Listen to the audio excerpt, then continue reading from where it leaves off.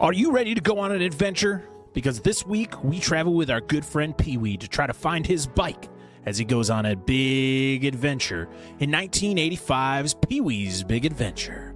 Let's go! Flip the switches to maximum amplification as Parker, Dan, and Angela prepare for their operation. With trivia and plot points scrawled across their walls, laughter and debate erupts as the movie's drama calls.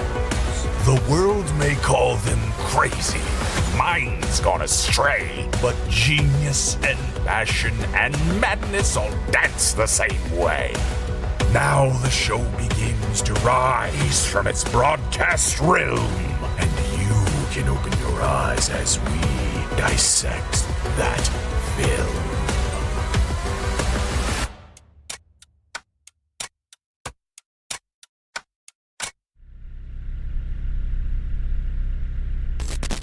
What's going on, everybody? Welcome back to the Dissect That Film Podcast, a podcast that dissects the good, the bad, and the ugly of cinema. I am your host, Brett Parker, and joining me, not once again, are my co-hosts, but guess what? I have somebody else to help me out with this episode, and that is our good friend Dustin from the Flicks and Friends podcast, the Barrens Hideout Podcast, B-Action, and probably 12 other podcasts that we don't even know about. Dustin, welcome back. That's my name. Don't wear it out. I know you are, but what am I? I don't make monkeys. I just train them. Dude, this movie we're talking about tonight is one movie like me and my buddy Jay have woven into our everyday vocabulary. Doesn't matter what we're doing. We could just be across, when we work together, we'd be across the warehouse screaming quotes from this movie. It's an iconic movie. It's a highly quotable movie. Mm-hmm. I mean, Pee-Wee as a character he's on the echelon of just him. Like, people know, like, even if they've never seen a single frame of a Pee-Wee movie or the show, Pee-Wee Herman is a name you recognize. Yeah, he's up there with like Elvira and Mr. T and now Onyx the Fortuitous. Yes. I don't know. But if you didn't know what we were talking about today, we're talking about 1985's Pee-Wee's Big Adventure. Warner Brothers is proud to present the story of a guy Good morning. I'm here. and his bike James Bond kind of stuff. together for the first time in their first big movie. I meant to do that.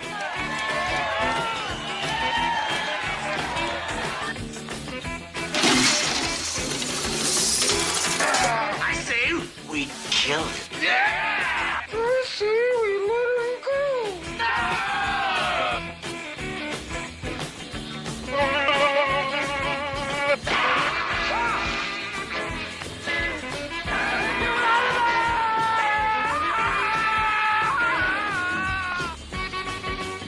Merry Christmas!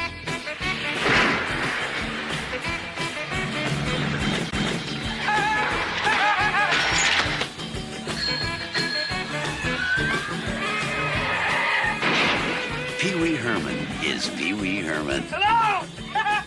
In Pee-Wee's Big Adventure, Be sure and tell him Large Marge sent ya. What? Dustin, unfortunately, as I stated before, my co-hosts aren't here to endure this with Look, us. they're because they're cheating on me with your co-host. Yeah, I know. I got pictures of Paul and Dan with spoonfuls of Bush's baked beans in each other's mouth. Whoa, I didn't Yeah. get those pictures, but I'm glad you did and I didn't. Well, I can send them to you, but Oh, yeah, I would dude. And glad if you don't do that. and it would behoove me to not mention that Dan and Angela are not here tonight, because I do know they like letting people know that they're not here tonight.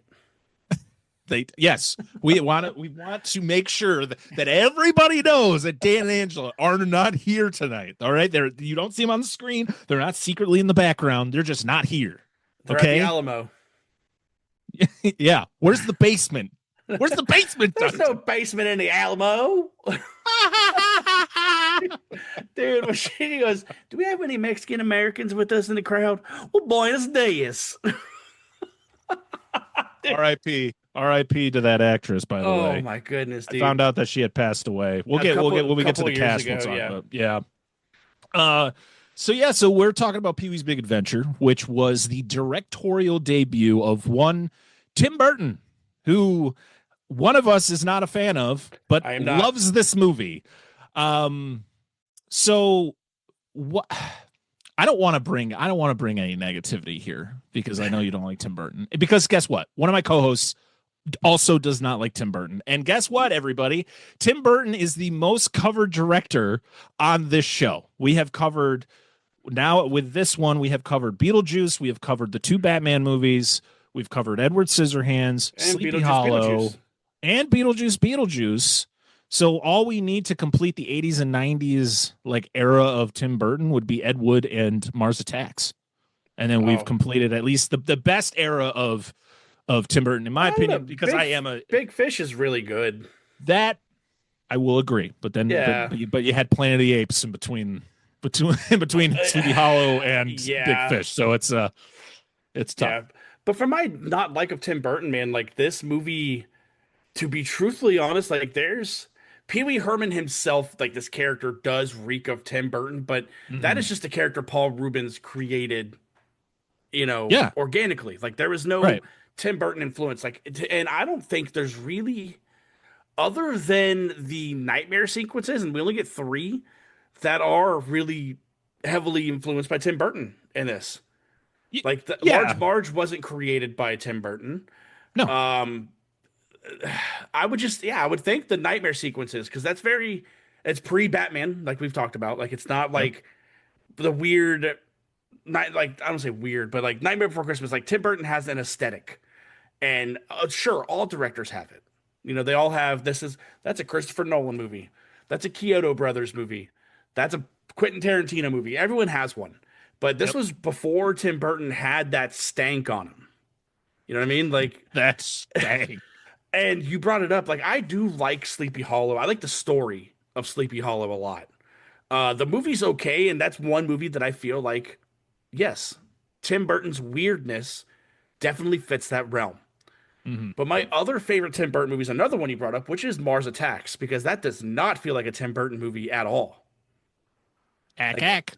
Yeah, it has zero Tim Burton aesthetic to it, which I like that. But Pee-wee Herman, the character alone, it like you said, it draws people to him. Like he's a magnet. People, like, I don't want to blow the load on the post, but I seen someone say that they didn't like him at all. I'm like, dang, like how? But that's fair. Sometimes people might think he's just overbearing, but I don't know, man. Like, there's just nothing to not love about Pee-wee Herman. Pee-wee Herman is a character where I watch and I enjoy, but I'm also I can also watch him and go, I can understand why there could be people out there who don't like him. Sure. With the way that character is portrayed, especially the beginning of this movie, which we'll get into a little bit more detail, the way the movie opens after the first dream sequence that we get, when we actually see Pee-wee Herman for who he is. But then as the movie progresses, you get like different versions of him, like the way that his personality works. And I think that's what makes the character of Pee-wee Herman so special. He's not one note. You get all different types of, like, he is the culmination of like all these different emotions bottled up into one man-child. As I think Pee-wee Herman, we can all determine Pee-wee Herman is just a man-child. He's living his life like a child. He's surrounded by toys and weird things, but he's also someone who can make his own decisions and survive in a scary world, as we can see. It makes you think what he does for a living, though, because he has a house. Right. How's he paying for that house? How's he paying for the house? All of the shit that's there. This bicycle he has, the trips that he goes on, like surviving this road trip. It's like, what does he do for what do you think Pee-wee Herman's profession is? Oh man. That's a question I don't even think I could answer. Like, it's just so because of who he is, I mean, the first thing I would guess is he's some sort of like, he's a magician. He goes to the magic shop, right? And he gets all these different things. So he's some sort of performer. We just never see it. That's but that's like such a cop-out guess. Yeah. I want it to be complicated. I want it to be something that when you hear what he does for a living, you go, no way. You see him on fucking Wall Street just going like this, like the market's gonna crash. Yeah. Dude, this movie. I don't know. What do you want to do first? You want to dive into the cast or our histories? Yeah, let's go through. Let's talk about some of the people behind this movie. Of course, we talked about Tim Burton. We don't really need to go into too much detail about him, other than the fact that the reason that Tim got this movie was because Paul Reubens. I'm going to mix him and Pee-wee up. I'm going to say Pee-wee instead of Paul. But Paul Reubens was friends with Shelley Duvall, who was in Tim Burton's short Frankenweenie, and he actually showed it, I think, at his house to a bunch of people, and was like, he loved the aesthetic of what Tim could do. And so when there was an idea out there to make a Pee-wee movie, he went to some producers and they got Tim for the movie. Like that was just how enthralled he was with kind of like I said, the aesthetics of Tim Burton and the way that he brought, like, he's just weird. He was like, and that's what it is. Pee-wee is weird. So I need somebody who can bring the like extra weirdness out of him. I wouldn't say weird. I would say odd. Like it's more it's more like you don't understand him. That's why you think he's odd.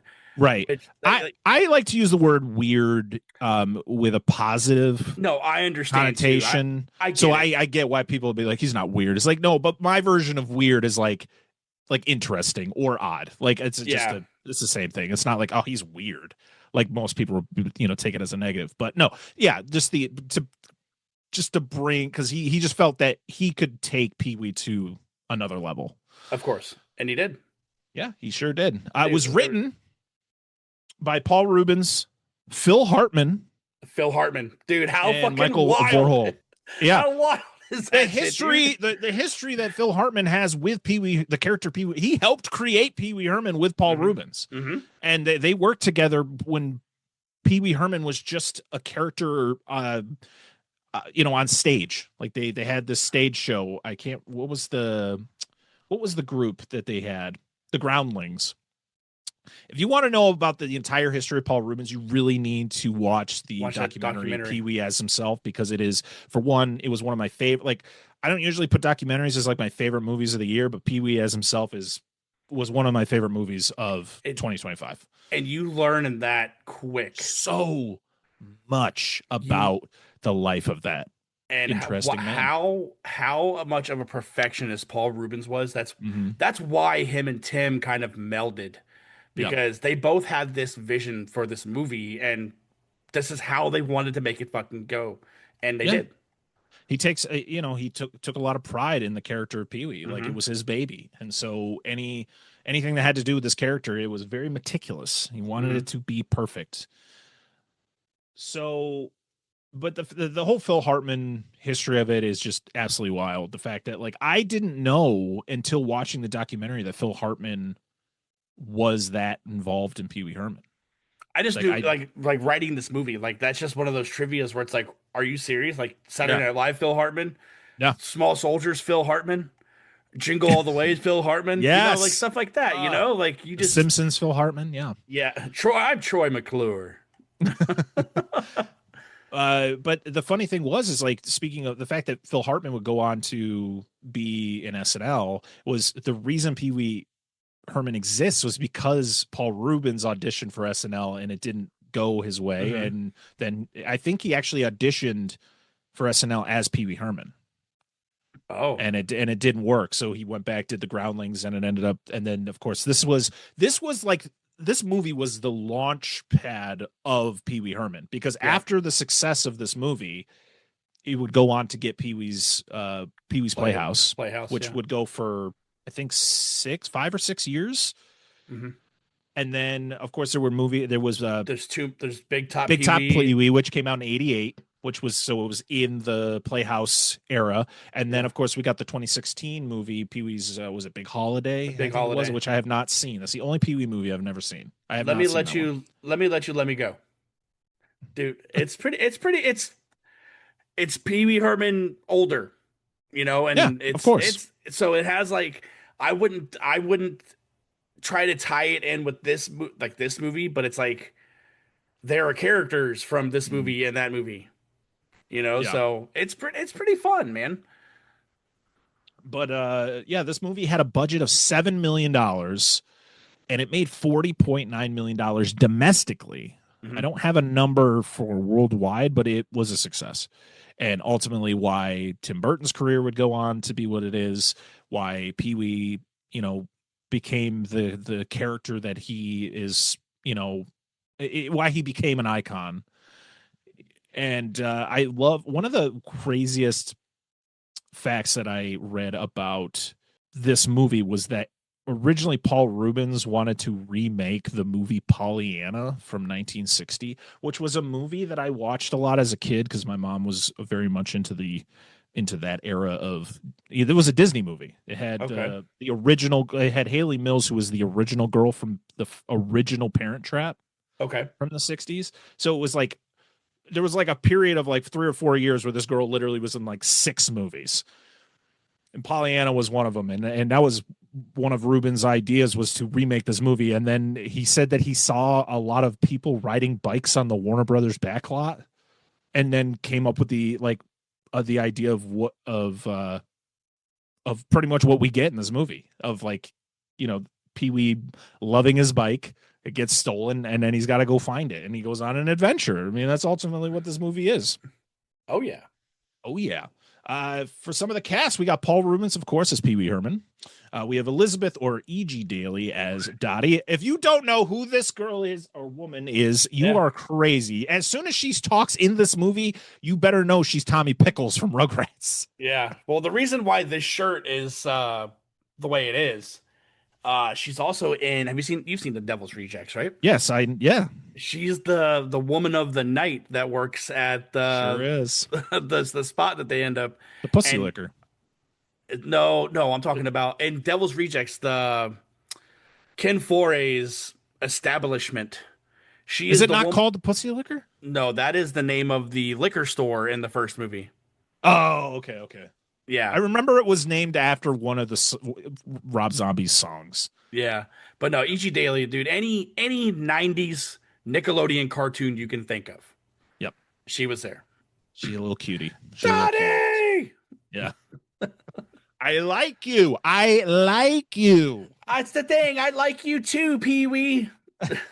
I could do this all night, dude. We're gonna be here till like 1 a.m. We have Mark Holton as Francis.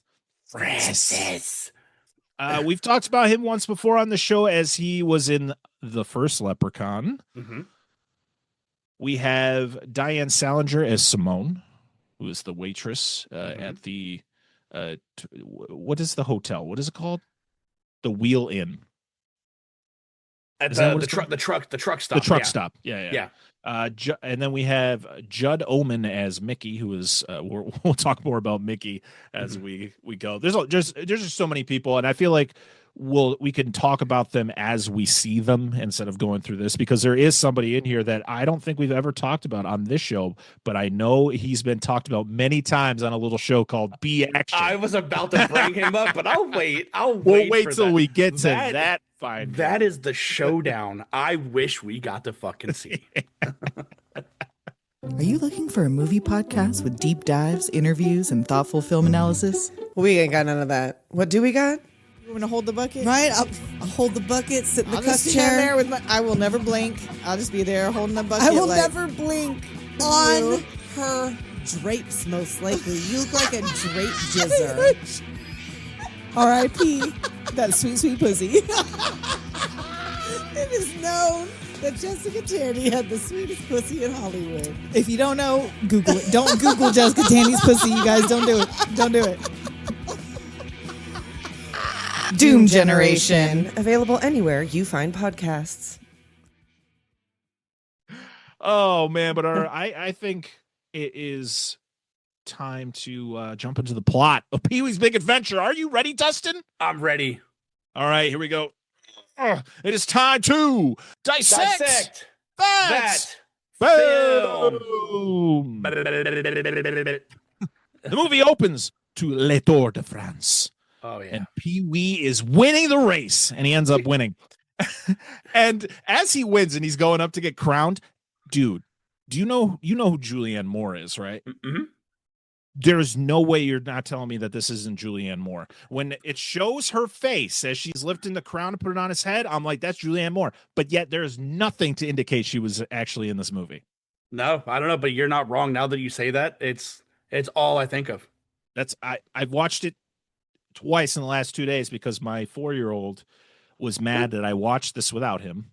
And he was like, I want to watch it. So I threw it on and he was enthralled. How'd you watch it? How did I watch it? Yeah, what'd you watch it on? I watched it on my brand new Criterion Collection 4K. Beautiful with Criterion Collection. Yeah, with this beautiful artwork. I love it. I want a poster of it. Here's how I viewed it today. A VHS? Dude. Wow. It's beautiful. You can tell the love on this tape, dude, because the Tour de France part, it's warped. Like the first 45 seconds of this tape is unwatchable. That's just how much I feel like people have watched this movie. So yeah, I love it. But we didn't bring up the fact that Danny Elfman does the score for this movie. Yes, and I mean, of course he did Batman, and that Batman's iconic. But this is my favorite one because it is so I would say scary. It's like a circus. Like how this score plays out, because there are parts where it's uplifting and fun, but then when it gets dark, it's fucking phenomenal, dude. Like this is a score that I feel like you can listen to, and you can say it's about all of Danny Elfman. All of his stuff has the same flavor, but all of it is you can identify what's what. Mm-hmm. And it's awesome, man. Like this movie's score is fucking beautiful. So this was his first one score. Like he was part of Oingo Boingo, and Tim Burton and Paul Reubens were a fan of the band, and they reached out to him to compose a movie, and he was like, he declined it at first because he's like, I've never composed a movie before. I just thought I was going to write songs for the movie. And after a little bit, he was convinced to come in and score and to do the full blown score. And I mean, now he's done how many scores with Tim Burton? Look at it. I'm saying, look at him now, it's wild. Like he's another one. Like he is a reason I feel like Tim Burton has an aesthetic. Oh yeah. I mean, Danny Elfman is, other than Henry Selick, directing, Danny Elfman brings A Nightmare Before Christmas to life. Yeah. Like with the score, with Jack, and just like everything. Danny Elfman is a magician when it comes to composing. And like even if you don't like the movie, you know that if it's Danny Elfman's score, it's gonna be good. Yeah. So we find out this is all a dream, and he wakes up, and then we get to see Pee-wee get ready. And see the Godzilla mask, dude? He's got the Godzilla mask in the corner. He's got the figures up on the windowsill. Dude, he's trying to lift weights, and he's got the fucking bunny slippers on, and he goes, "Watch out, Mr. Potato Head!" Dude, and I love it, man, because this whole scene is being built up by Danny Elfman, right? Like, he's sitting there, like, you watching Pee-wee get ready. He goes into the fucking bathroom and weighs himself, weighing a brisk 98 pounds. tiny fella. And then he uses like I always thought they were cigarette machines, from bowling alleys, but it's the fortune telling machines. Yeah. And that fortune says, "Do not go outside today," or something. Which is good because it just says, "Don't go outside today." That's what I'm saying. Or something bad would happen. Yeah. Right. And he looks at it like, you're like, oh, and he's brushing his teeth with a toothbrush that's like this big. It's a hairbrush. It's legit a hairbrush. And he's got the window has got an aquarium. He puts the tape on his face, dude, and pulls up his nose. I think that's how he shaves, to be honest, because he yanks it off. It's like, ah! Oh, then he falls down that fire pole in this, and like he goes from pajamas to the classic To the gray suit with the white loafers and the red bow tie, all to eat his Mr. T breakfast cereal, baby. Well, we get to see the Rube Goldberg machine that creates his pancake with the bacon and everything, and then he uses the bacon as a mouth to talk. Good morning, Pee-Wee. Good morning, Mr. Breakfast. It's like, can I have some Mr. T cereal? Of course. I pity the fool who don't eat my cereal. And he pours. Which was real. It was real cereal you could buy at the store at this time. It was so funny. It's literally a bunch of teas. It's Captain Crunch, right? It's just in the shape of teas. But we watched this elaborate breakfast get made for him to eat 2 pieces of fucking cereal. Dude, it made me angry, to be honest. It made me angry. Oh my God, dude. And Speck, I love his little dog. Oh, it's adorable. Cuter than hell. Little Jack Russell Terrier. Or some type of terrier, like that's what it is. Yeah. He's just cute as shit. But then when he goes outside, he goes, "I'm gonna water my lawn." Okay. Closes the window. He's got the wiggle arm thing, dude. It's so funny. I read that pretty much everything you see in Pee-wee's house and outside Pee-wee's house was actually owned by Paul Reubens. Like he provided a lot of this stuff. I wouldn't doubt it. But yeah, I love that the neighbor is just kind of accepting to the craziness that is Pee-wee. And it's not just the neighbor, it's the universe, like this world, like how Paul Reubens, Pee-Wee Herman exists in this movie is like a larger than life person. Yeah. Like, and it's because there's people that treat him differently. There's people that, you know, like Dottie, the gag shop guy, the biker kids, the Amazing Larry, you know, people like that just treat him like this over the top megastar already. Like he is the town's hot commodity. Right. And then when you get to the end of this movie and how it all ends, you're just like, you kind of sit there and you go, based on everything that's happened, you're like, why? Why does he get this opportunity? But you also never, as we've talked about earlier, we never know what he actually does for a living. Yeah. So maybe he's already famous in some way. We just don't know. Maybe that's why he wasn't ID'd getting into the Warner Brothers lot. Maybe. I had to, when I'm seeing this Rube Goldberg thing going off and like making the breakfast, I'm like, man, Mr. Peltzer would be so jealous of this. Yeah. The dad from Gremlins. Yeah. Yep. He's like, these things work. I can actually make something that works. That's some Wayne Zelensky shit, dude. It sure is. Dude, Rick Moranis just coming out of a corner like, oh shit, not my movie. He's like taking notes real quick. Yeah. He's like, my movie will come out in a few years. So yeah, I love just the randomness of his lawn.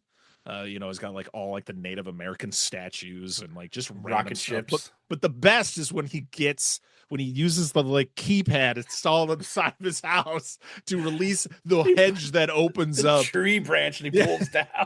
Oh, there's just this bike back there. I'm here.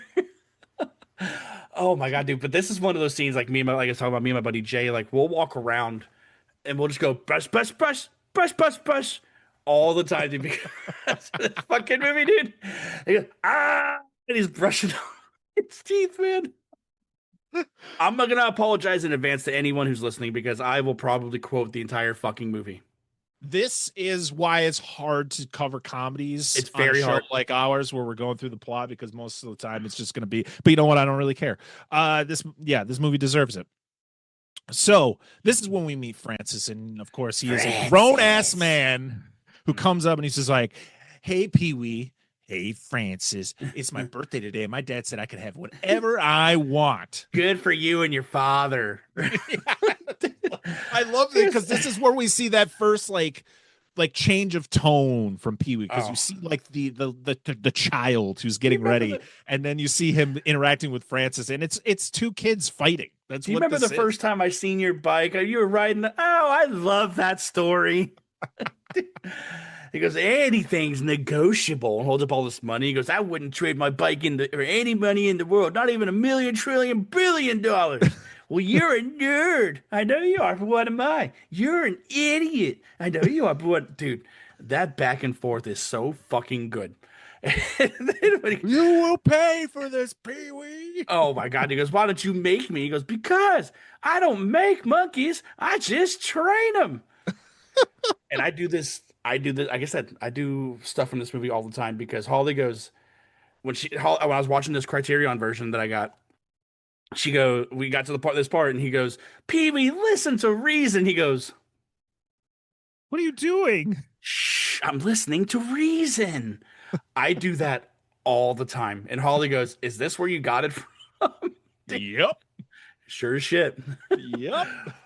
Oh my God, dude. It's so good. Yeah, he rides away and he's like, he's riding through the park. He's seeing like the kids doing the tricks on their bikes, which I'm like, man, that's pretty cool. Because I mean, this is all practical. So like these kids are actually doing these things. Mm-hmm. Then he ends up, I love when he's like messing around and he crashes in front of the kids. I meant to do that. Eating shit, yeah. And then he gets to kind of like a plaza and he's got to lock up his bike, and you see all the bikes like already parked there and locked up. And he's like, gets all excited when he sees the clown. And he locks. And of course we have to get like the comically long chain that he pulls out of his bike so he can lock it up. And it's so just, have you watched this movie anytime outside of this Criterion? I've only seen I watched the 4K last night, and then I just threw the Blu-ray in to watch it today. Okay, so in the tape version, I'm not sure if it's on the Blu-ray. It might be. When he's yanking out the chain and shit, it shows like the basket that he's pulling it out of, but the frame is like this much bigger. So you see underneath the basket, you see the chain being fed up into it. Oh.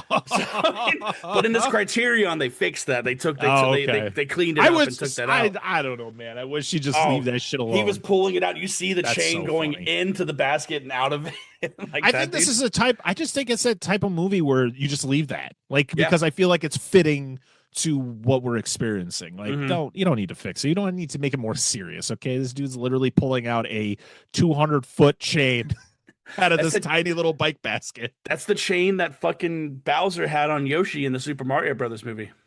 No spoilers. I haven't seen it yet. No, I'm talking about the Dennis Hopper one. Oh, because Yoshi's like in this part of the building, then he's all the way across the fucking building. That is the chain he used, man. That's right. You didn't recognize him in that movie? Yeah. I missed it. I'm sorry. Must have missed it. So yeah, he goes to the magic shop, and of course the owner is super excited to see him. And I love that they keep showing this woman who's just awkwardly looking at them, like, oh, and he puts on the X-ray glasses, and he goes, "Fucking weirdo, dude." Did you watch the deleted scenes? I didn't. I watched it on tape. We meet a character a little bit later after the event, the main event happens, whose name is was it the Amazing Larry? Right? Yeah, the guy with the mohawk. Yep. So we see him with a mohawk in that scene, right? So he is actually introduced in the magic shop. When Pee-wee goes to the magic shop, he runs into him. He's actually introduced to Amazing Larry by the shopkeeper. And he shows Pee-wee a magic trick where he's wearing clearly a toupee, and he can make it float and like fly around the magic store, and then it falls back on. He's like, I love doing this trick, but I really want something new. And Pee-wee looks outside, and there's a guy with a mohawk. And he's like, I got an idea. And he's like, a new hairstyle. And then Amazing Larry goes out and like starts talking to the dude and like walking away with the guy with the mohawk. And so that's why he has a mohawk in this later scene. You have no idea why.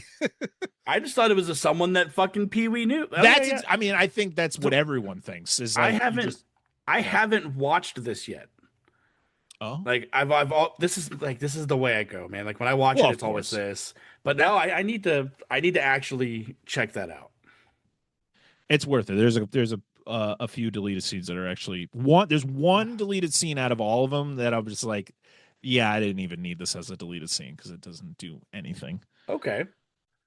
So yeah, he picks up some stuff. It's just, him goofing around in this magic shop. Like a shrunken head? No. Regular sized? No. Whoa, and holds up the fucking big head. And then of course he gets shown the prank gum. The trick gum, and, yeah. Yeah, and then there's the boomerang Bow tie. bow tie, which also gets a deleted scene because you actually don't see the bow tie get used in the movie. Never. Nope. Yeah, which kind of sucks because the deleted Does scene it is come in actually red? funny. Yeah. Yeah. Whoop. So he goes to the Bike-O-Rama to see Dottie about his horn. He got a cool Shucks. new horn. Yeah. And of course, she's got a thing for Pee-Wee, but Pee-Wee's not about the return there. You know, he acts like a tough guy. He's a loner, Dottie. He's a A loner. rebel. I bet you he does what he does for work. He would, like, if he got into any type of relationship, he'd have to sign a prenup. That's why he doesn't want to deal with women or I just love that dating she's in like, general. I gotta ask you a question. Will you do something for me? Will you go to the drive-in? He's like, I like you, Dottie. I like you. Oh, that's the thing. I like you too, Pee-Wee. She's so Then cute, dude. She E.G. is, dude. E.G. Daily Oh, is so cute. Adorable. Mhm. So Pee-Wee goes back out to get his bike, and guess what? It's gone. Just like pieces of the chain are just all over the ground. And I love that the clown is laughing at him. But during all this, dude, like we talk about it, like Danny Elfman's score is just building and building, dude. And then you have the like right here, dude. It's haunting. Yeah. More than anything, it's like I said, it's more of like it's like a waltz, you know, like a circus feel to it. But man, when shit gets dark, you feel it because of the score. So when Elfman created the score for this movie, he took a lot of inspiration from other composers, of course. One of the ones that like popped out to me was Bernard Herrmann, who did the score for Psycho.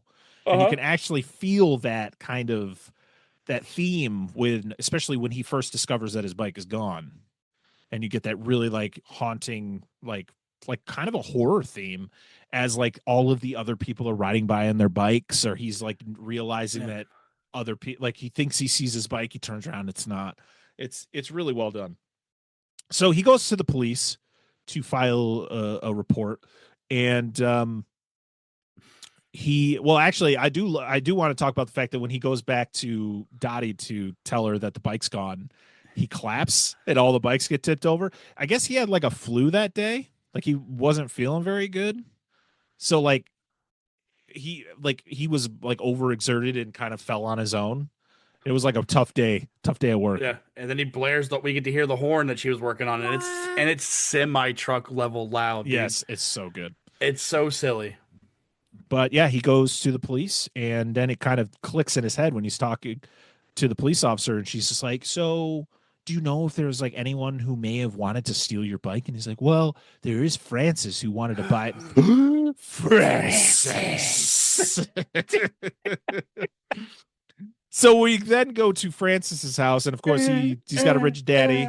I love that the score. It's so good. The score matches his knocks. It's so great. God, dude. But who opens the door is even better. Who opens the door, Dustin? I'm gonna quote Charlie right now, and it is Professor Toro Tanaka. Dude, that is the matchup I want to see. I need to see Professor Toro Tanaka. You know, world famously from the WWF, but he was also in what did we just do? We did Martial Law. He was in the Three Ninjas movie.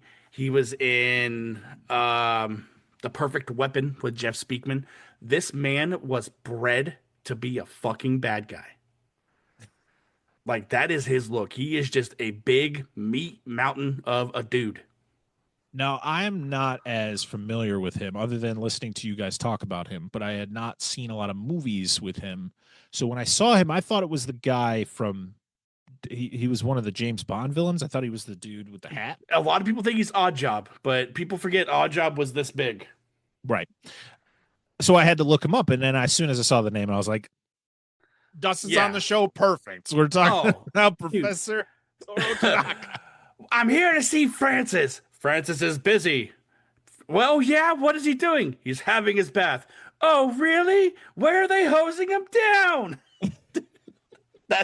That's another one. Like me and Jay just fucking yell, dude. But then he slams the door in his face and dan, dan, dan, bam, bam, bam, bam.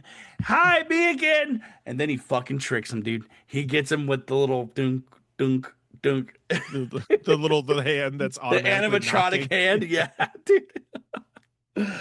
Oh man, but he goes up and confronts Francis, and they have The like a swimming wrestling pool. match in In the a swimming the pool. swimming pool bath. But he's playing Godzilla. This is what he's Oh, playing. so good. Yeah, I love it. He just like takes a little figure and puts it in his mouth. He's like, but dude, I love the fact that like Pee-wee just like goes right in. He's like, Francis. When Francis is underwater and you see Pee-wee's feet step into the fucking pool on those So steps. good. Oh my god, dude! Like Pee-wee's standing 10 toes down on business right now. Dude, and he grabs him by the hair and pulls him up. Yeah, He's like he's threatening ready. He's him. ready to fuck him up. I do love, though. That's what it is. He works for the CIA. He sure That's does. it. He's intelligence. That's all. He wants people to think he's dumb. Yeah, and you're like, damn, like 98 pounds. This man's strong. This dude's a big man. Mm-hmm. So Bruce Lee only weighed about that too. And look at him. True. But he goes to the door, and I love when he locks the dad and Toru Tanaka outside, and he goes, there's nobody around for miles. I can't hear you. Scream all you want. Dude. And he unlocks it and opens it, and Toru Tanaka's like booking it. Just walks right into the pool. Dude, and what's the best part is they're going back and forth at each other, and you see Toru Tanaka get out of the pool and just and to get all pissed off, and he just walks off screen. But I do love that Pee-wee just gets caught. Like the dad comes in and he's like trying to go out the window, but he can't. And the dad's like, Pee-wee, what's going on? And he's like, Francis stole my bike. I Like, swear I did. I swear I didn't do it, Dad. It's like, look at him. We what's their last name? Francis Starts with a B. Buxton. Buxton. He's Buxton. like, the Buxtons do not steal. We're not thieves. It's like, look at him, and he's just like doing the puppy dog face. He's like, would you like some gum, Francis? Sure. Would you like some gum, Mr. Buxley? He's like, would you like mint or fruit? Ooh, fruit. Dude, and their mouths are turning black. And Dude, it's the penguin goo from Batman Returns. It comes back. Yeah. Oh, no, it hasn't come. And that is the predecessor because this. No, came out that's what I'm before. saying. No, that's what I'm saying. It comes Oh. back for Batman Returns. That's what I meant to say. Man, but I love like this hard cut we get for him skulking down the alley. And we get that man. big like King Kong shadow of him, dude. You got them greasers who are like, hey man, we don't take kindly to strangers around here. We are new to this part of town. One of them is Tim Burton, by the way. Yeah. I thought was pretty fun. It scares the fuck out of him. Then they go to Madame Ruby. Madame Ruby. I would say Madame Leota, but that's Haunted Mansion. Yep. We skipped over the part where he's putting out a $10,000 reward, and Dottie goes, "How are you going to be able to afford that?" Well, all I know is that whoever returns the bike, or whoever returns the bike, I know is the one who stole it. Yeah. So I won't have to pay them. Yeah, because he after that advertisement, that's when we do learn that Francis did in fact had the bike stolen. Yep. Because he's sitting in some big game room, dude. Like He's got a big like arm- a tiger behind her, a lion.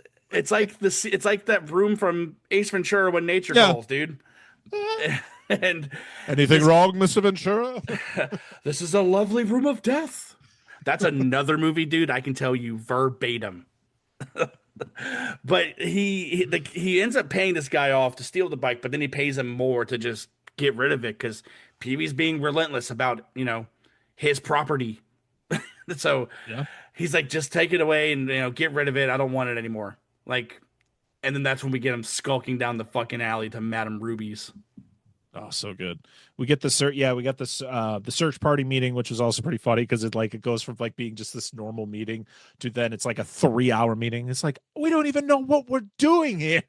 Yeah. Exhibit Q, Pee-wee. You have anything you want to share with the crowd, Amazing Larry? It's so good. But then he's mean to Dottie, man. I think he's just stressed out. I think he's I mean, stressed. of course, he lost his bike. Dottie It was like his understands. pride and joy. She gets her payback. Don't worry. Yeah. they But settle Madame up. Ruby, I do love that Madame Ruby is, of course, doing what you probably would expect from a medium, which is just looking at pictures in his wallet of like the bike and all that. Oh yeah, is the bike okay? Yeah, you're looking for something. And he hands her like his wallet with wads of cash. But that plays into it later because, he does literally hand everything over to her and she keeps it. That's right. I completely missed that. The fact that when he says that his wallet's missing later on, this is why his wallet's missing. This is why his wallet's missing. It's at the Alamo. Just looking at fucking banners behind him on the wall. In the basement. The basement. Oh my God. Guess what? He's got to this is where it starts because we're hitchhiking in Texas, and it's one of those things where it takes a while for him to actually get someone to pick him up. And of course, who picks him up but a man who committed a heinous crime. Oof. Cutting off the tags on mattresses. That don't remove tag on the end of mattresses? Well, I cut one off, dude. I got a temper. A real bad temper. Then I love how Pee-wee's like telling him this story about the bike, like how the bike's missing. And he's like, I went to the law. They didn't do anything. And he goes, yeah, the law. And then it shows a barricade in front of him because this guy's an escaped convict. So Pee-wee's like, wait a minute, I got an idea, dude. And he pulls up and Pee-wee's wearing this little bitty dress. And the only thing different to our Mickey is he's got a fucking goatee on when he has no facial hair. He still has the handcuffs on the steering wheel. He's wearing the jumpsuit still. But man, like the cop's interrogating Pee-wee, and Pee-wee's like, no, I've never seen him, officer. And the cop's like, ma'am, I need you to step out of the vehicle, please. And he's like, sure, is everything okay? And the cop goes, sure is. I just want to take a look at that cute little outfit you got on. That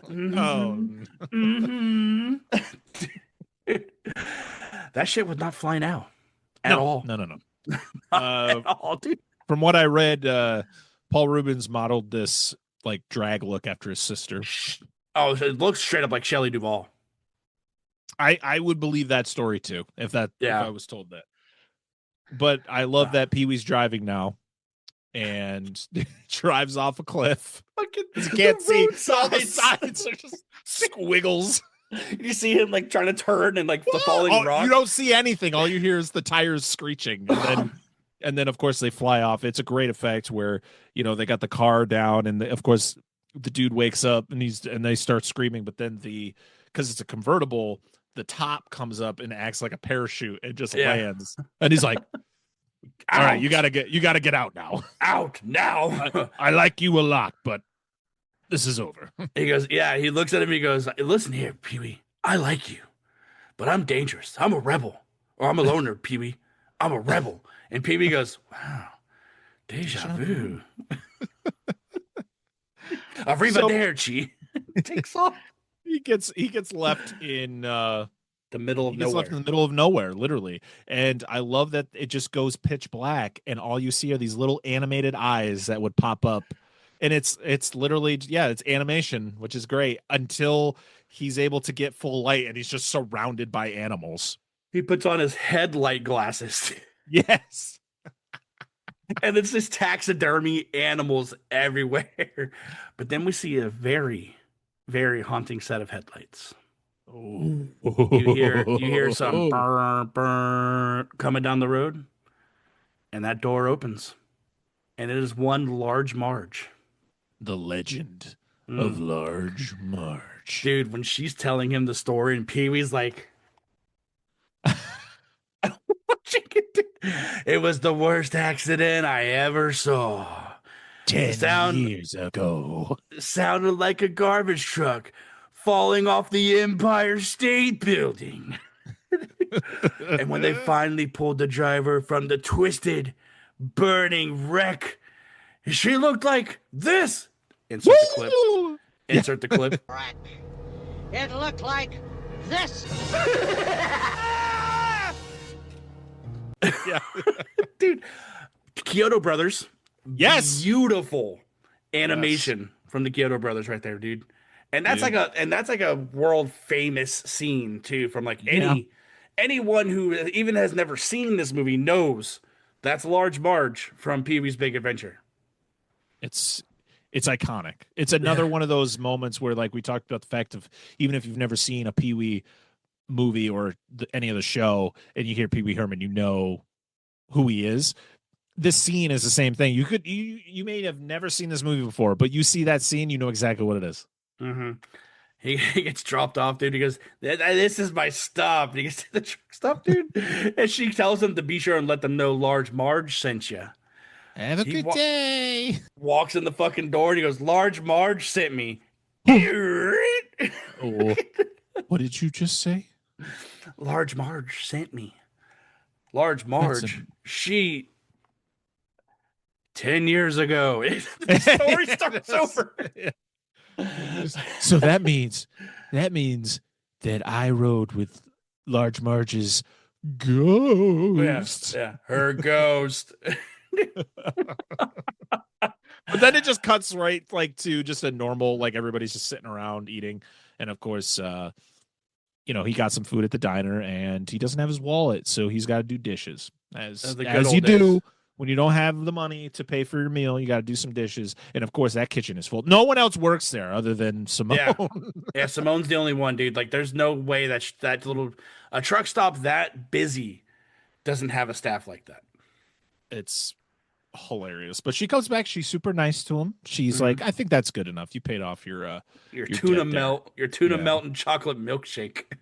and of course, he's like, well, I got to hit the road. Got to get back on my trip. So she's like, but before you go, will you watch the sunrise with me? And of course, he's like, sure. Yeah, dude, this little area that they're in, it's like a destination now. It's like a little landmark because of this movie. Like, it was also in The Wizard.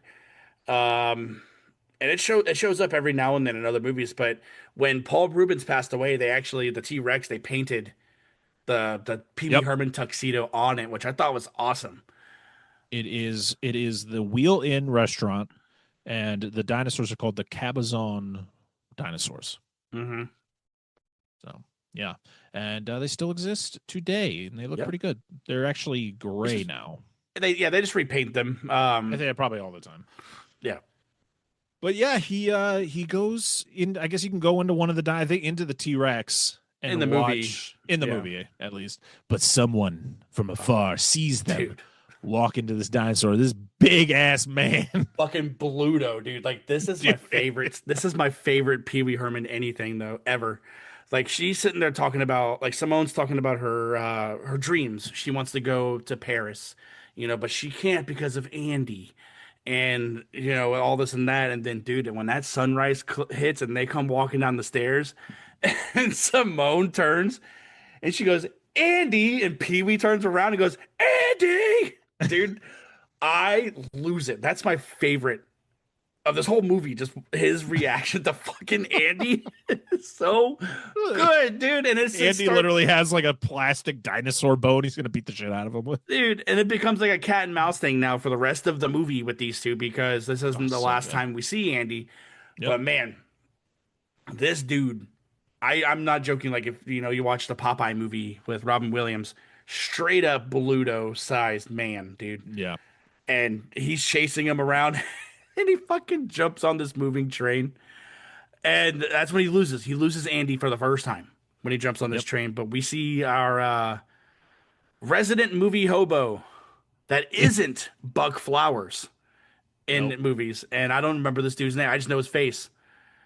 Patrick Cranshaw. Yeah, but he plays Blue in Old School. Mm-hmm. He's done a lot of things. He was in Bonnie and Clyde, 1967. Almost Heroes, which was Chris Farley's last movie, and a past episode of Flicks and Friends podcast that Parker was on. I'm trying to remember the episodes that I was on. You were there, I promise. I believe you. Just trying to remember. That was one of the last ones with Sean. Oh, okay. Yeah. But I do. One of the facts I wanted to talk about with Andy is they wanted Andre the Giant. Yeah, like I say, he looks like that stature too. Like that would have That'd have been great. But yeah, he gets onto the train and he passes out before he meets he was just titled Hobo, and he has another dream, which is a T-Rex eating his bike. Mm-hmm.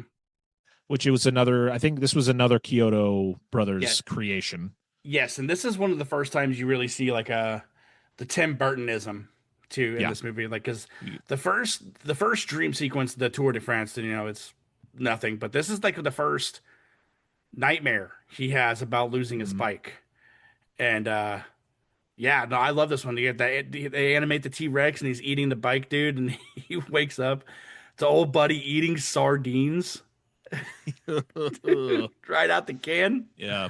But this wasn't the first time that the Kyotos worked with Tim Burton, because they actually helped him with the stop motion for one of his short films called Vincent, which actually came out before Frankenweenie. Yeah, that was the concept for Frankenweenie, right? Like, that's because Vincent's the little boy. It may be, yeah. You're probably right. Because Vincent is the little boy. Or no, Victor is the little boy in Frankenweenie, because he's supposed to be Victor Frankenstein. Oh, that's right. I don't know. I thought Vincent Price. Vincent was Vincent was based on Vincent Price. Yeah. Okay. It was like a boy. It was like a boy who's like obsessed with Vincent Price. I don't know the full plot of the short I remember story, seeing the short it. film, but yeah, they helped him with the stop motion for that. But yeah, he's on the train with our new friend. And they're singing a bunch of songs, to the point, though, that they're singing way too many songs, and Pee-wee is over it, and he just eats himself off of the train. But he forgets his thing. He doesn't have his stick with his all of his belongings. Yeah. What do you think's in there? I mean, his headlight glasses. He doesn't change, so I don't. What else would be in there? Yeah, I don't know. He just wears one suit, so yeah. So we go to the Alamo. And all he wants to know is where the basement is, but of course he's got to go through the whole tour before he finds out. Let's hold all the questions till the end of the tour. Yeah. And unfortunately, Tina, who is played by Jan Hooks, she was one of the ones to go to SNL with Phil Hartman. Oh. She passed away in a couple years ago. Yeah. Yeah, she was. I mean, she did a lot of stuff with Third Rock from the Sun, 30 Rock, and The Simpsons. So yeah, that's a sad loss. Some legends from this one. But yeah, by the time he gets to the end of the tour, he finds out there's no basement in the Alamo. There is no fucking basement, dude. The fact when he he's leaving, right? Like he gets humiliated in front of all these people about the Everybody's basement. laughing at him. And then he ends up going to the train station, right? He goes to this train station. He calls Dottie first, right? He's like, Dottie, this is when she's like laying it on thick, because he's like, can you do me a favor? Can you wire me a bus ticket? And she's like, well, from where? And he goes, he tells her, she goes, I don't believe. He goes, I am, I promise. And he steps out and he goes, the stars at night are big and bright. And they do the Deep in the Heart of Texas thing, man. And that sways her to believe him. Yep. But then she does the bus ticket for a favor. She's like, all right, Pee-wee, I'll get you this bus ticket, but we'll settle it at the drive-in. Settling at the drive-in. Oh my God, dude. And he's like, yo, I couldn't quite. Just break it up. Then he runs into Simone. Runs into Simone and tells her that unfortunately the Alamo does not have a basement. Yeah. And she feels so bad for him, dude. It's so bad. But then she gets on her bus. She's going to France. She's leaving. She left Andy after what happened. And she's like, au revoir. Au revoir. And then Pee-wee walks by the ticket window. And you just hear, sorry, sir, you just missed it by 5 minutes. And Andy stands his giant ass up from hunched over the window. And he sees Pee-wee, dude. And he just, cat and mouse again, dude, immediately all the way into this fucking bull riding competition. Yeah, he goes into a trailer and gets dressed into like this Yeah. rodeo attire to then Yeah. go, and he's like, well, next up on the rodeo is whatever the guy's name was. And Local legend number 9, so and so. yeah. And he's like, oh my God, he might break a record. He might break a world record. Dude. And Andy sees him. He's sitting there fucking riding this bull and then falls off and gets knocked out. And then Andy's big ass jumps into this bull ring, but doesn't realize he's wearing a red shirt as well. Yep. And it cuts over to the bull, like eyeing him down. And he does the look at him. Dude. And that bull hops over that fence and chases his ass, man. Oh, so good. And he's like, do you remember? I remember the Alamo. I remember. Hey! I remember. Oh yeah, because he's like, do you remember what happened? He's like, I don't remember anything. The I do Alamo. remember the Alamo. Yeah. And shooting their guns, dude. So Pee-wee wanders into a biker bar. Oh yeah. This is where we It's get like you set up the joke, Parker. Pee-wee Herman walks into a bar a biker bar, to be more precise. for Satan's helpers. Yeah. I just love when he makes the phone call. He's like, everybody quiet. I'm trying to talk on the phone. Shh. They come over. He's like, excuse me. He hangs the phone up for them. Excuse me? Excuse me. Excuse me. Excuse me. And this is where we get our cameo from Cassandra Peterson, a.k.a. Elvira, looking fine, as always. First we kill him, or first we hang him, then we kill him. I say we let him go. Then she busts in. She goes, why don't you let me have him? He's All like, right. Okay. He's like, can I get my final rights here? Can I have a final request? Now, this movie and The Sandlot are the two reasons why I know all the words to Tequila. Okay. You just hear bam, bam, bam, bam, bam, I like how he has to wear the platform shoes too. Oh my God, dude. And this fucking server takes him off and he goes, There you go. he gets exponentially shorter. But yeah, he does a dance on top of the bar to Tequila, and it's like nothing special. It's not like anything it's just him doing the weird, like putting his hand like dude. Dun, dun, dun, dun, dun, dun, dun. Dun, dun, dun, dun, dun, dun. Tequila. He becomes part of the group. Like the Oh, dude, hold on before we back up. He gets kicked out of the bar and he walks and he knocks a bike and they all domino effect down. Yeah. And he goes, so fucking good. It's funny because like it's such a running gag in these type of movies where somebody who is not like this isn't their environment and they go outside and they hit the bike and you get the bike dominoes. Like I've seen it in so many movies. I don't know if this was the first time that happened, but we'll say it was. But yeah, he becomes part of the group. I don't remember how he gets out of this. How does he get out of the situation and then becomes part of them? He does the tequila dance. Like, oh, that's right. Yeah, because that's when they bring him inside. They all cheer for him, and then they all walk outside, and he's wearing a fucking cut, and he hikes his leg over the bike.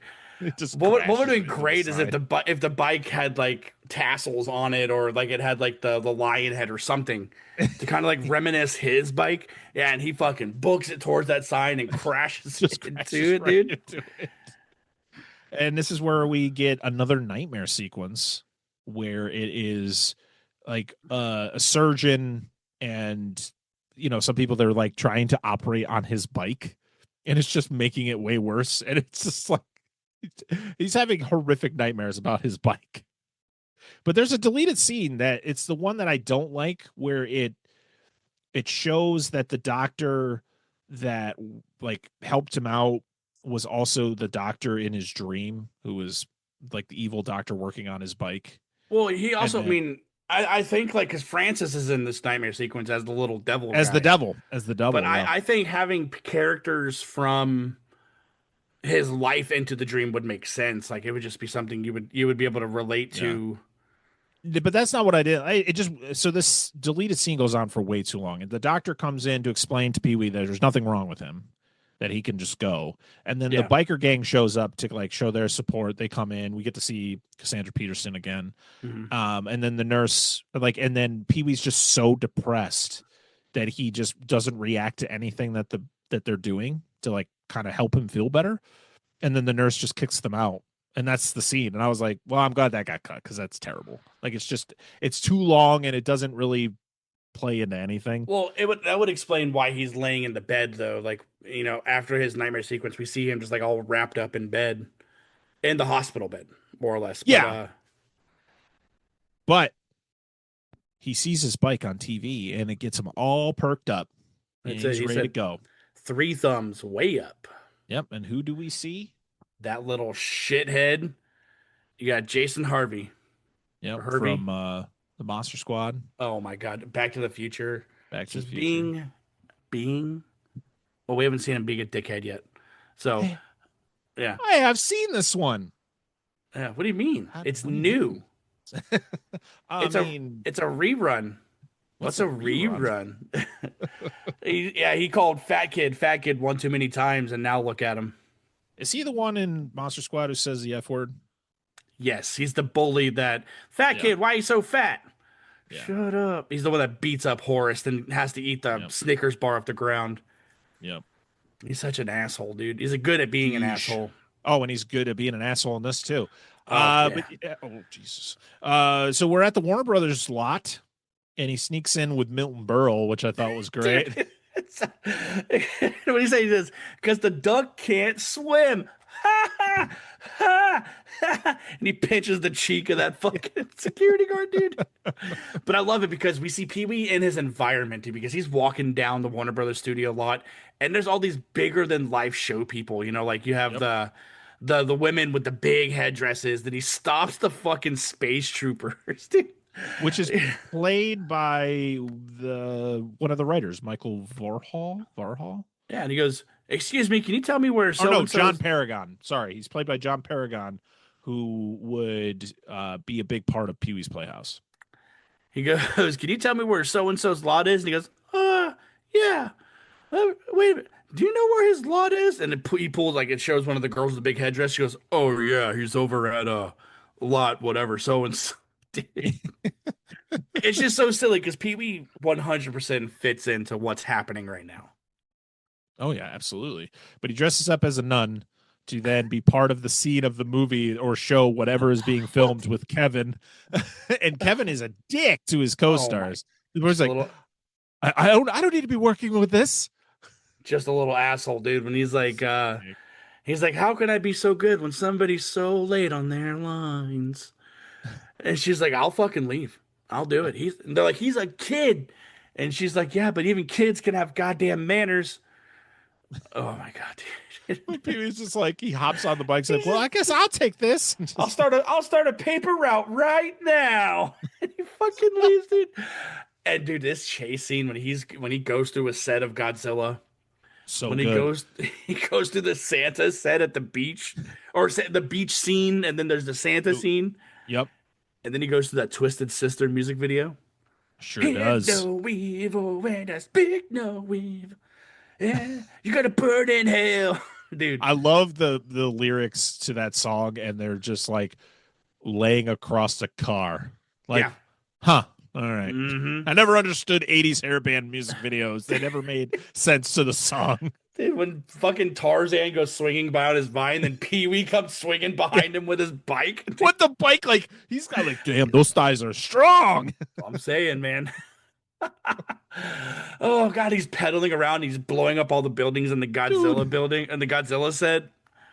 Dude, he's got rockets on his bike. He's able to like fly. Oil slick, dude.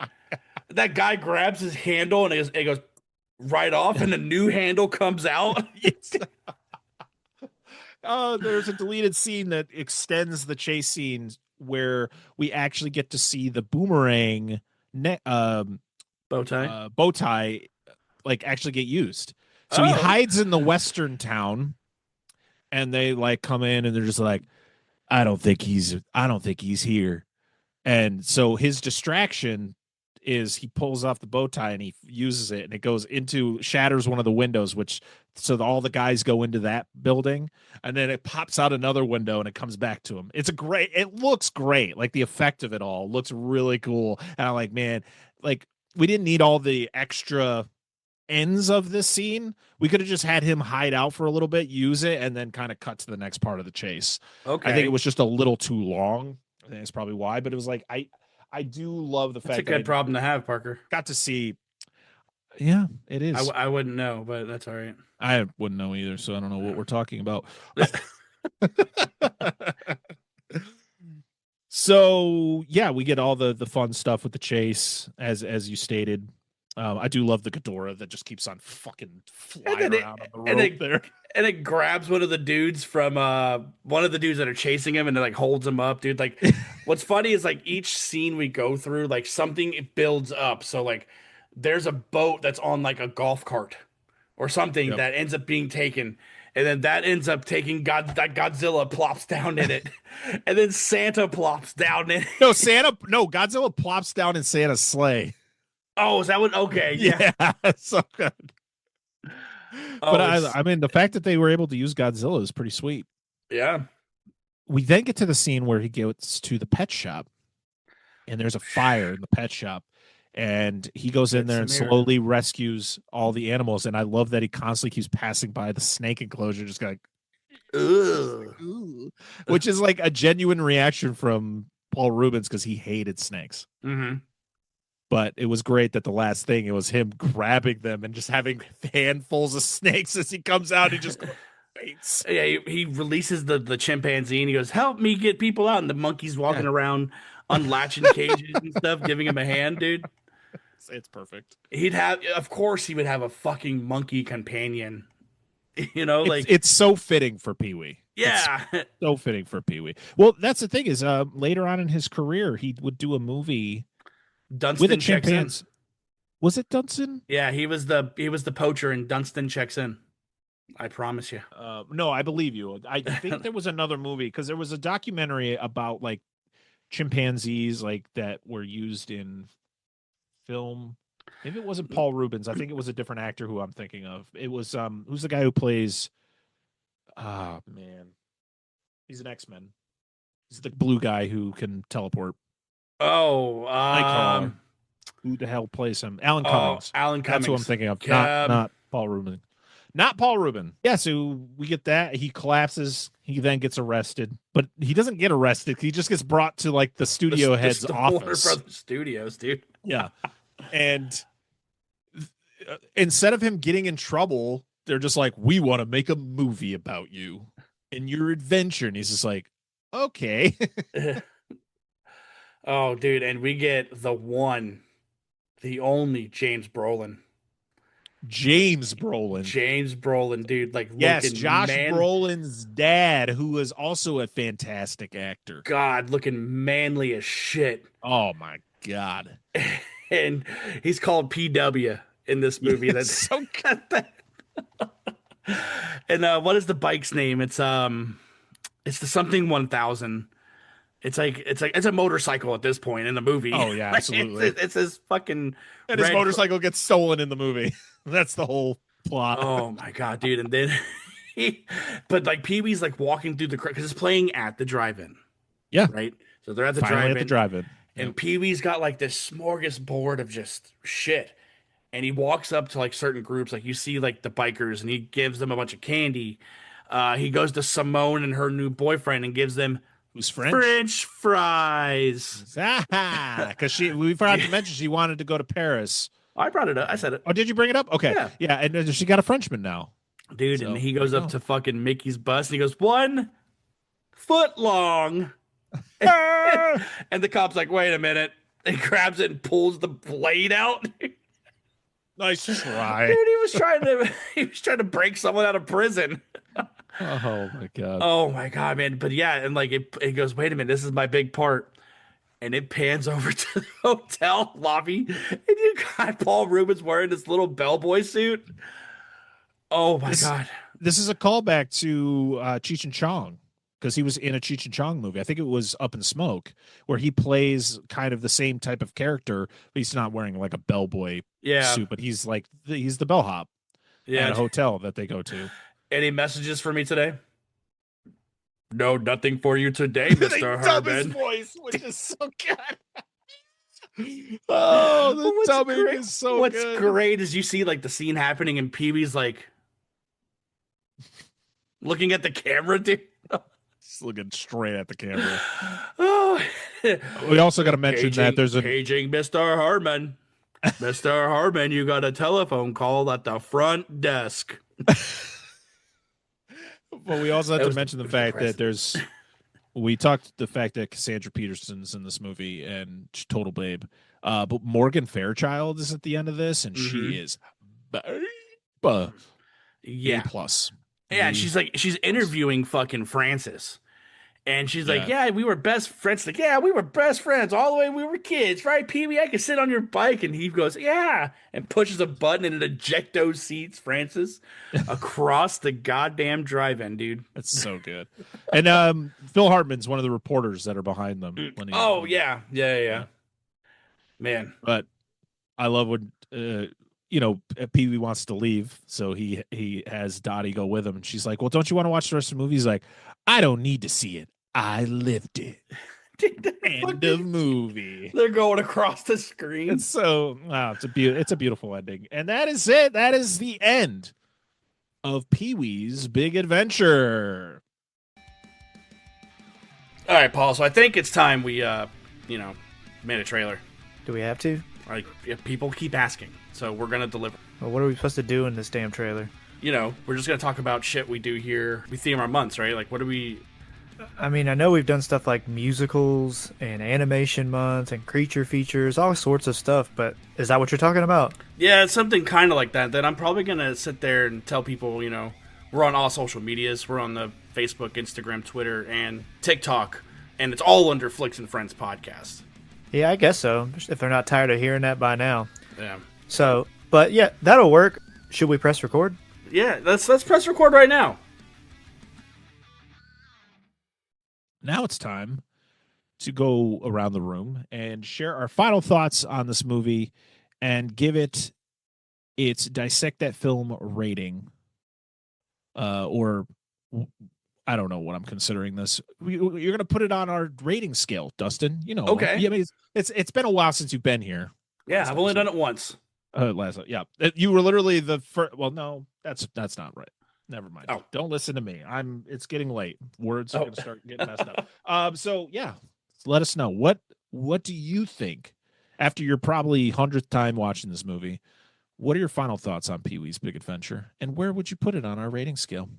So this movie has been and always will be, if I have a top 5 from my life, this movie's up there. This movie's number 4, because it's got to be Monster Squad, Ghostbusters, and Pulp Fiction, so this movie impacted my life so much to where, like, I am a huge Paul Reubens fan.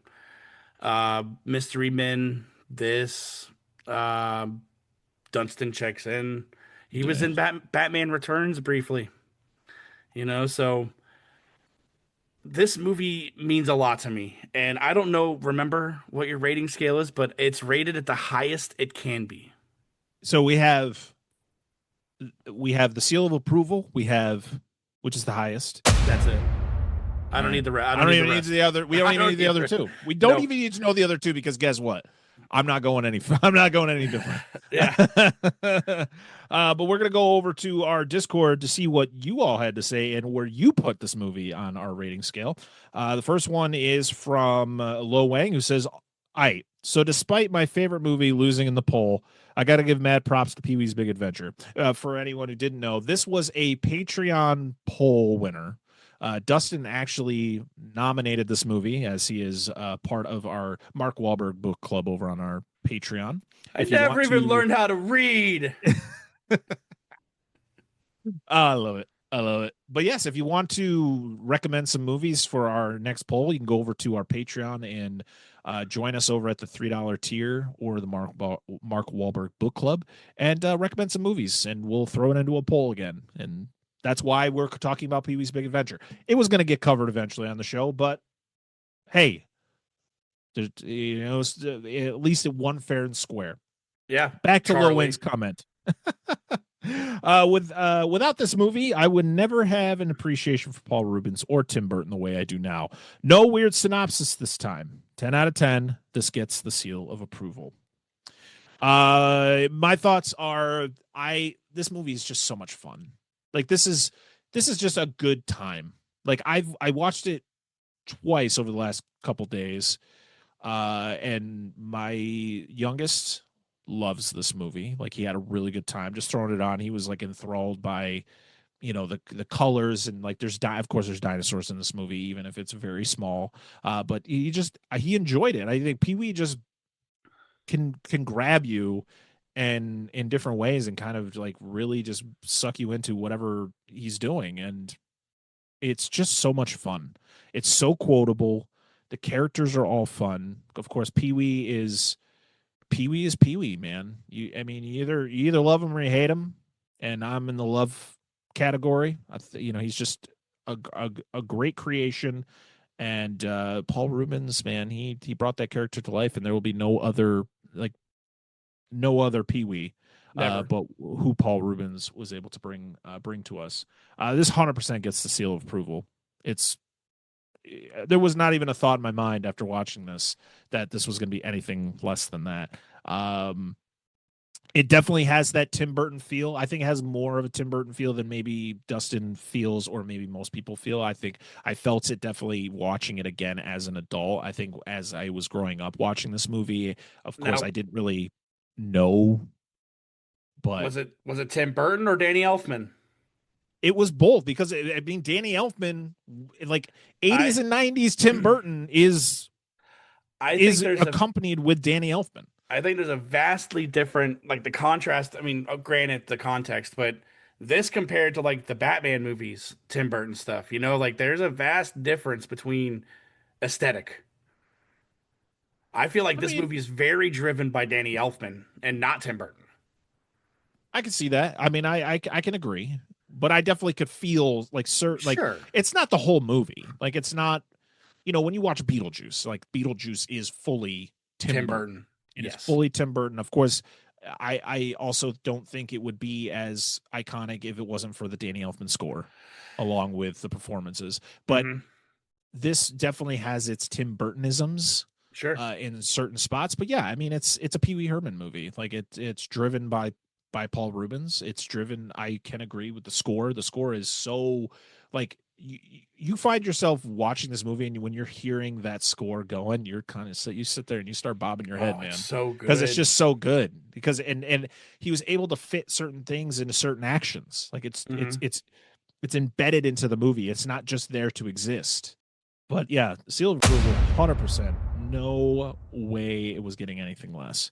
Back to Discord, we have one from Spicy Dan who says this movie is so amazing. I actually saw Pee-wee's Playhouse before this movie. There are so many great characters and scenes. Paul Reubens was and is a great actor. Seal of approval, 12 out of 10. Wow, that's a good rating. Our newest, I forgot to do in the beginning of the show. I'm sorry, Lucha Steve or Steven Movie Buff 3000, who is our newest patron over at patreon.com/dissect that film. Thank you so much for joining our Patreon. I apologize for not shouting you out at the beginning of the episode. You even said in the pre-show to fucking do it. Look at my notes, people. There's my notes for what I was supposed to do, and what dummy didn't read the first fucking note to announce the news. I'm sorry, Lucha Steve. I appreciate you very much. But you have a comment on here who says, Pee-wee's Big Adventure is such a joy to watch. It's a movie that always made me happy. It's hard to believe it's a Tim Burton movie. Well, until the Large Marge scene or the dream sequences happen. Endlessly quotable, and I still laugh at all the same jokes I used to back when I was a kid. I only wish I had more Phil Hartman. To be honest, me too. We can always use a little bit more Phil Hartman. Just think about where would Phil Hartman be right now, dude? Like in his career. Yeah. He would 100% be a Pixar guy, I feel. Like he has that voice. Like I feel like Phil Hartman would have 100% been he a was Toy Story. Huge on Simpsons. He was huge on The Simpsons. I mean, he had that voice. He was that very booming like radio voice. Yeah, and then he would absolutely mean a legacy SNL actor. Like we have like all these, like when Steve Martin comes back, people lose their shit. Phil Hartman, Oh, yeah. absolutely. Yeah. And hey, you know what? They're making a Small Soldiers too. Yeah, we'll see what they do to if that does come to fruition and actually comes to life. Yeah. I hope I hope the tribute is good. Mm-hmm. Baroness von Doom, or Nicole from Doom Generation, says, we love every part about this movie. The heroes, the villains, the side characters, entertainment from start to finish. Silly and ridiculous, and was amazing to see as a kid after already being a fan of the show. We'll watch it anytime. If only I had seen it in the theaters, but I think I was 5 and the show wasn't even out yet, so I remember being excited to see it in the video store a couple years later. Doom Generation actually has an episode on the next Pee-wee movie, Big Top Pee-wee. So if you want to check out their thoughts on Big Top Pee-wee, go check out Doom Generation. You should just go check out Doom Generation, period. Their show is great. And that's all the comments we have over on Discord. Now we're going to go over to comments over on social media before we get to our award of the night. We're going to go over to Instagram, where our first comment is from Jesse Man 0, who says, never saw this, but it's interesting how Burton went from directing this, the Batman 89 and Returns, to where he is now. Yeah, I mean, I think Tim Burton now is just, I think, and as a lot of directors do, is they're just evolving with the time. And so, like, yeah, his movies and shows or whatever he's doing don't feel fully Tim Burton, but they still have their, like, Beetlejuice felt like it felt like it was a Tim Burton movie. There was just other problems with that movie. But the properties that he does, like, he did Wednesday. Yeah. Right? Like, Wednesday absolutely fits in the world of Tim Burton. Like, I mean, right.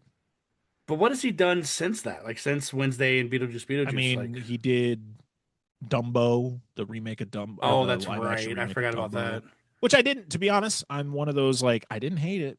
Hate it. Had Michael Keaton in it. Had Dan DeVito. Yeah. And it didn't play like shot for shot to the original animated movie. It kind of did its own thing, and I always appreciate when the live action remakes aren't just doing shot for shot versions. He did the Miss Peregrine's School for, I don't know. It was the one, the Charles Xavier movie. Yeah, pretty much. Okay. All right, yeah. He's done some. I mean, there's some movies out there that I think it's like his name's just attached to it. He did a movie called Big Eyes, which was it was based on a true story about an artist who was making these iconic paintings where all the people had big, like, massive eyes, and then her husband was taking credit for it. And it was kind of like this whole controversial thing where her husband was taking credit for all of her work, and then she later, like, came out and said, no, it was me the whole time. My husband's a fraud. Oh, yeah. I think she's she's an artist, like, for a lot of her stuff's at, like, Disney Springs. I know you're talking about. Yeah. We had, like, Christoph Waltz and yeah. I want to say Naomi Watts, but I'm probably wrong. It's probably Amy Adams. Either Amy Adams or Naomi Watts. But yeah, that's what, like, Tim Burton's been doing. Like, it's a lot of things where it's either like it's just his name on there, like it doesn't feel like Tim Burton, or you like Beetlejuice. Of course, it's going to be Tim Burton. Yeah. Of course, it's going to feel like Tim Burton because it's something that he's already done. One Track Mind Podcast says, masterpiece. If we treated others the way Pee-wee did, society would be much better off. Oh yeah. James, a Darkish Cinema Podcast says, you want an extra guest? I fucking love this movie. No pressure. I couldn't join you anyway. Well, that would have been awesome. Yeah. It was a little last second, but it would have been fun. But I appreciate your comment. And then our friends over at Doobie Pod Monster says, I know I'll be in the minority, but I find Pee-wee to be obnoxious as hell. Hey, you know what? As much as we disagree, we respect your opinion. Yeah. Yeah. Yeah, it is unfortunate. But, I feel like not everybody's going to love what you love. Darren Lundberg over on Thread says, the bit where Pee-wee invades the Godzilla set was a life changer. It's good shit. I forgot about that. I mean, you see all the Godzilla stuff in the beginning, so it's not as shocking.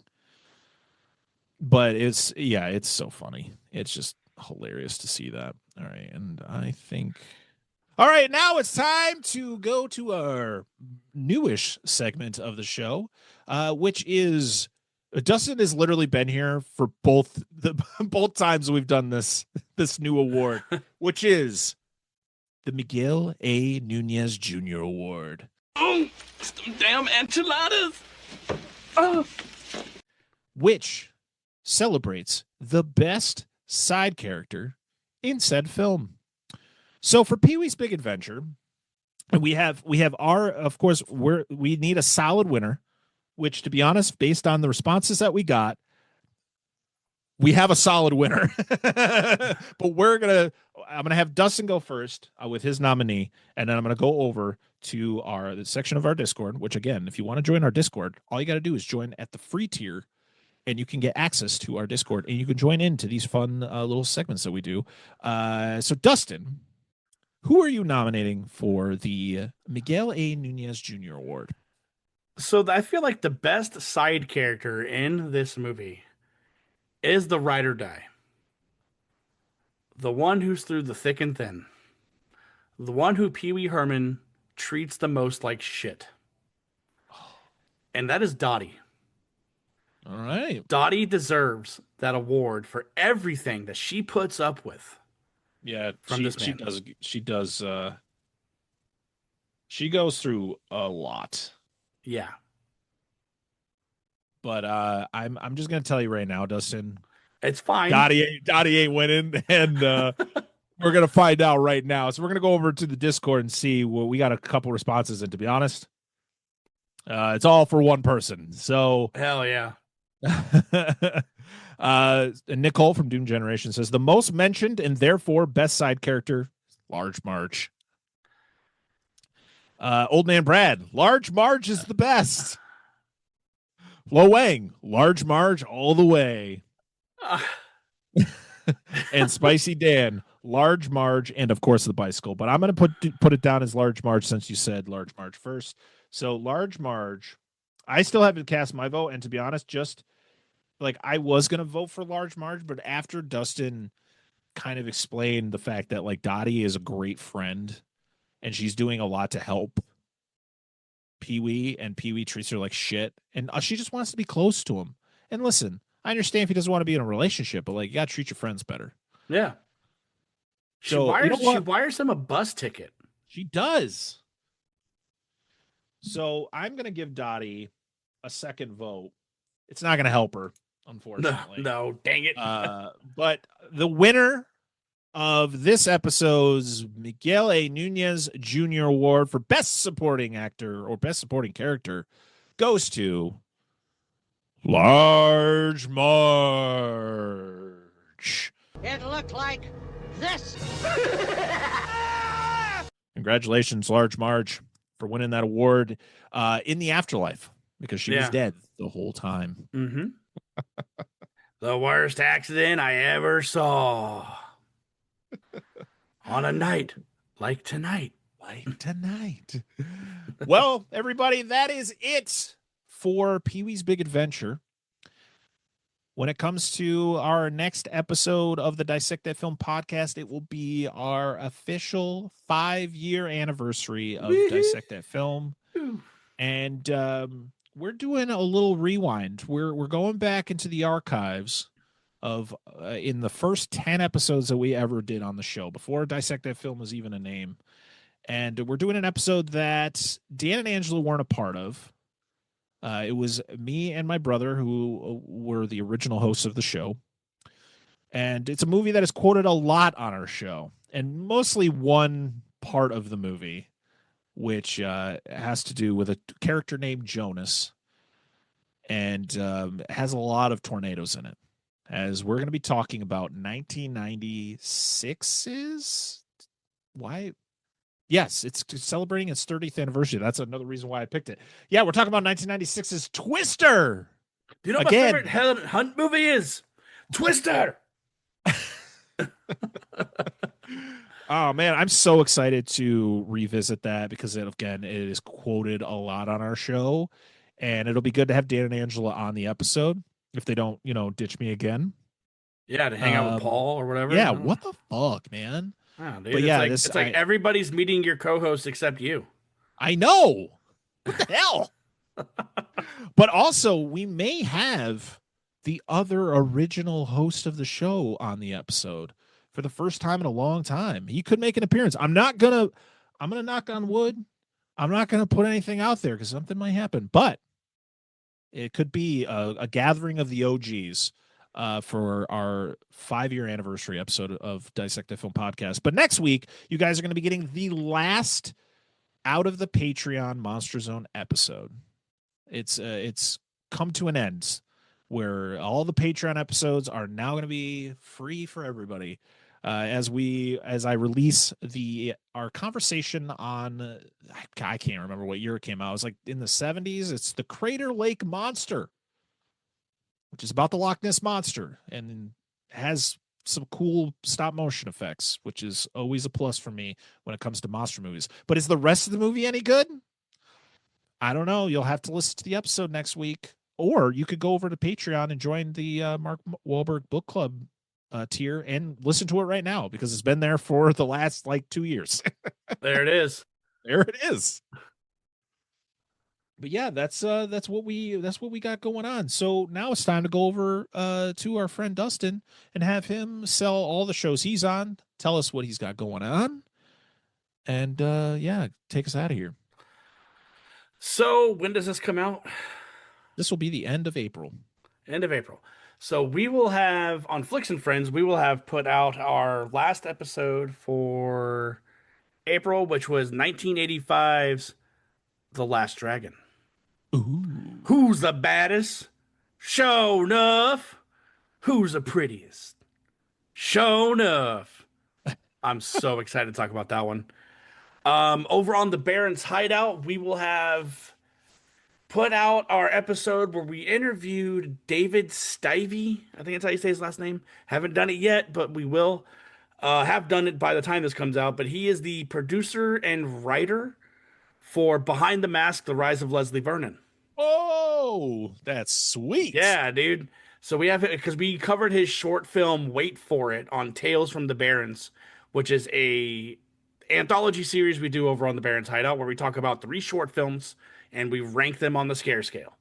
So that's a ton of fun. Then over on B Action, we are doing the month of Chuck because unfortunately last month, and by last month I mean April, in March, we have lost Chuck Norris.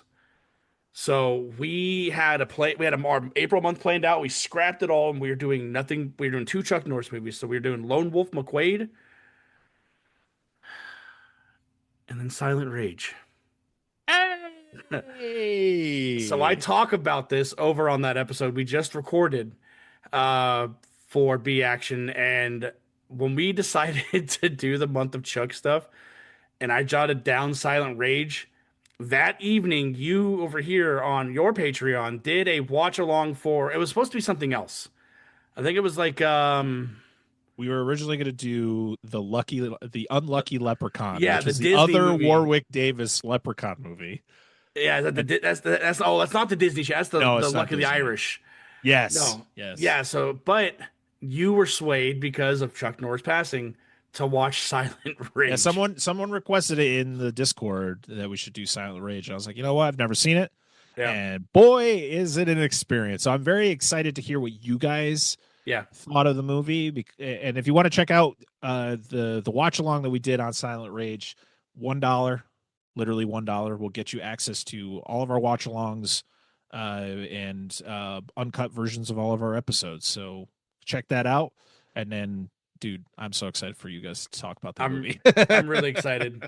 Then I guess lastly, I don't know if I'm just gonna mention it here, but we over on Flicks and Friends, we do a series called Public Damnation on our Patreon. But it's the reason I'm bringing it up is because Parker's on it with us. I'm not trying to sell our Patreon over here. I'm just going to let everyone know. You are going to, because I'm part of that show, so I'm going to sell your Patreon over here too. So yeah, we are trudging through the subgenre that is now public domain horror movies. Hell yeah, we are. We do it once a month. We have Winnie the Pooh, Blood and Honey 2 is our newest one, and then we spun the Wheel of Damnation to give us our new title. And boy, howdy, am I ready for that fucking movie. Yeah, it's so fun. It's sometimes a chore to watch the movies. Yeah.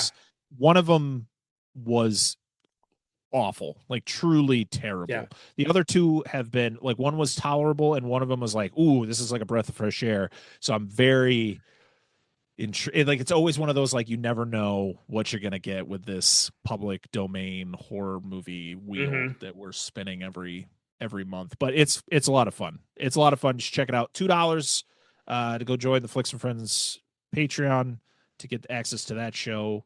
And So it's video format now. Yeah. We are doing video format for that because we have somebody in particular who wanted to watch us in anguish. And he is eating it up.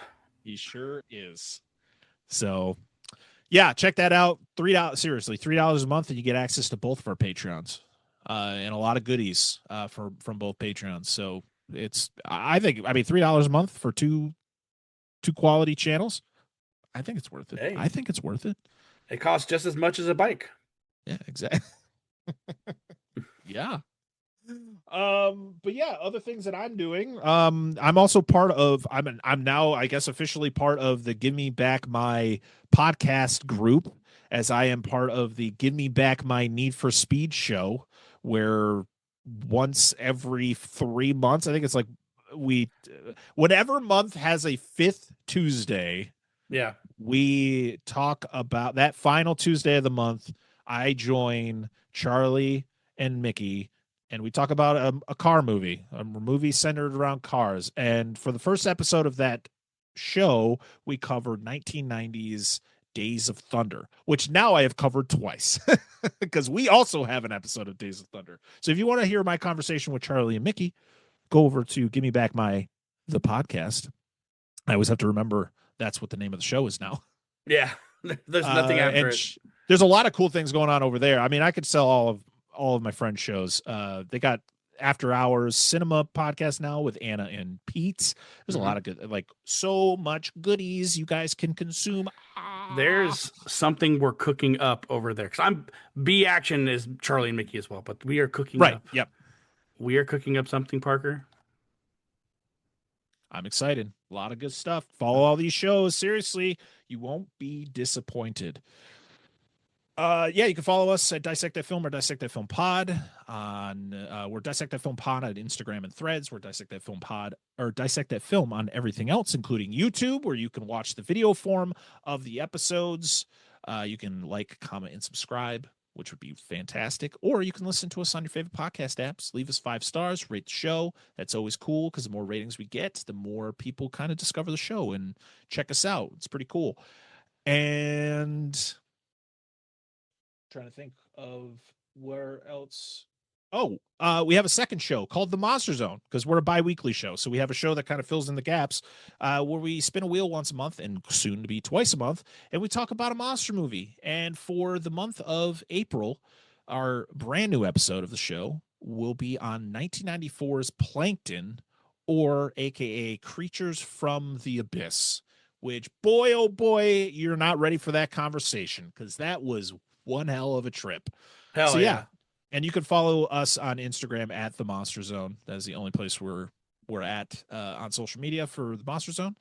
But yeah, we talked about the Patreon. I don't need to talk any more about that. But lastly, I do want to thank our wonderful patrons.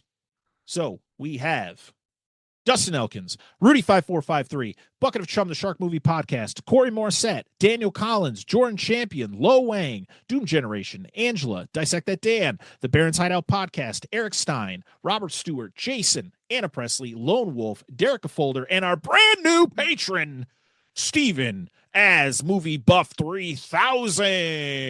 Thank you. Buff. Woo! Thank you so much for supporting us over on Patreon, and thank you to everybody who supports us, period, because without you, we would probably have been done a long time ago, as I always say. But thank you for all your support. But until next time, I am Brett Parker. That is Dustin from all the podcasts. And this has been episode 232 of the Dissect That Film Podcast. We'll see you all again on the next one. Bye-bye. ha ha.